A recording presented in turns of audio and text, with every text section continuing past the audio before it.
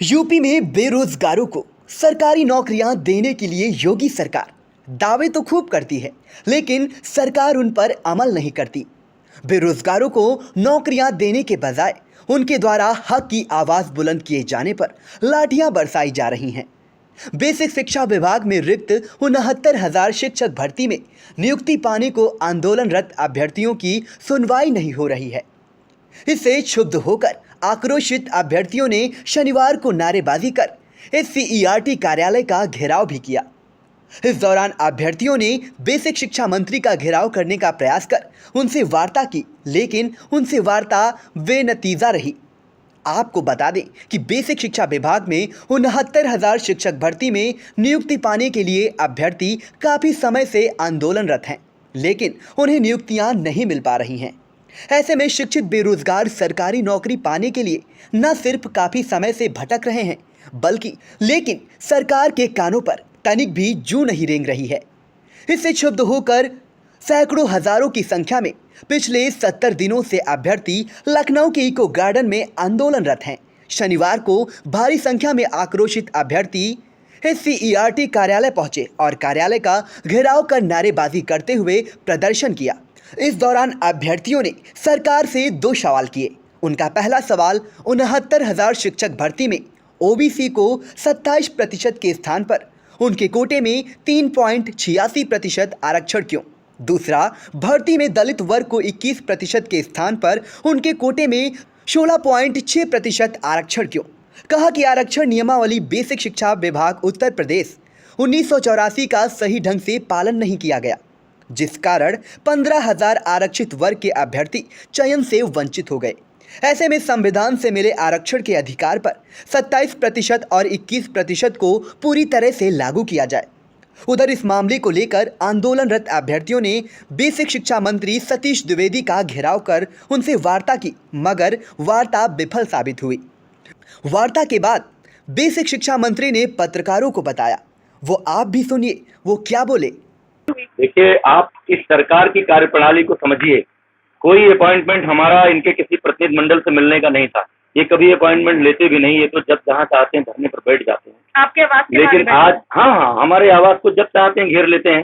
कभी नहीं सोचते कि हमारे परिवार के सदस्य बाहर कैसे निकलेंगे। हमारे ऑफिस पर कोई काम नहीं होने देते हैं, जब चाहते हैं घेर लेते हैं। आज भी मैं अपने अधिकारियों के प्रशिक्षण के कार्यक्रम के समापन में आया था, लेकिन मुझे जानकारी मिली कि लोग बाहर हैं। हमारे पुलिस प्रशासन के लोगों ने बताया, तो मैंने कहा ठीक है, उनको बोलिए मिले।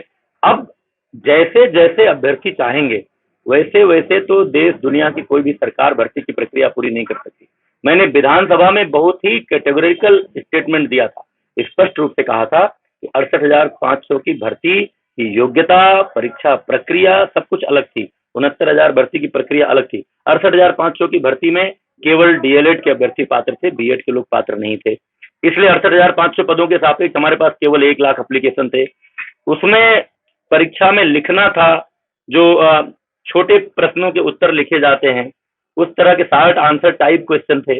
उसमें कट ऑफ 60-65 था। ये पूरी व्यवस्था थी। और 68,500 पदों के सापेक्ष केवल लगभग 44-45 हजार लोग ही क्वालिफाई किए थे। और जो क्वालिफाई किए थे, जिनके डॉक्यूमेंट वेरीफाई हुए, सही पाए गए, उन सबको नौकरी मिल गई। 69,000 की भर्ती में उस समय व्यवस्था आ गई NCTE की कि BEd के लोग भी पात्र होंगे।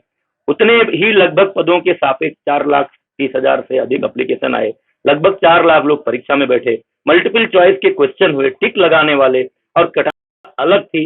इसलिए उस व्यवस्था के किसी पद को इसमें ला करके और कोई मेरिट नीचे ले जा करके हम नहीं कर सकते। ये हम 20 बार कह चुके हैं। जितनी बार पूछेंगे उतनी बार यही कहेंगे। इन बातों को इन लोगों को समझना चाहिए। ये लोग बार बार कहते हैं नहीं भर्ती कब करेंगे।